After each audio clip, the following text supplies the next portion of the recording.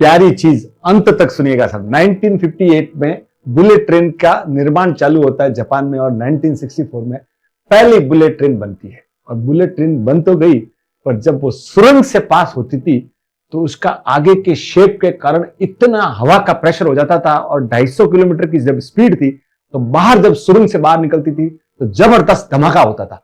और उस धमाके में जो ट्रेन में बैठे पैसेंजर हैं वो भी डिस्टर्ब हो रहे थे और लगभग आधा किलोमीटर तक जो भी रेजिडेंट्स थे उनकी खिड़कियां भी जोर जोर से आवाज करती थी और उनकी भी नींद खराब होती थी और पूरे डिस्टर्ब हो जाते थे।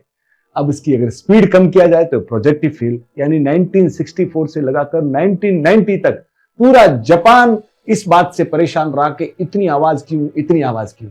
और 1990 में एक इंजीनियर आते हैं इजी नकात्सु और वो थे बहुत बड़े पंछी प्रेमी, बर्ड वॉचर। वो एक दिन बैठे बैठे देखते हैं कि किंगफिशर बर्ड 40 किलोमीटर की स्पीड से आता है और पानी के अंदर स्प्लैश करके अंदर जाता है पर बिल्कुल आवाज नहीं आती है। और वो बात से वो इतना चौंक जाता है कि वो तुरंत अपने इंजीनियर्स को इकट्ठा करता है और कहता है कि बुलेट ट्रेन का जो आगे का पोर्शन है वो किंगफिशर की चोंच की तरह बनाया जाए। और वो चोंच की तरह बनाता है सर।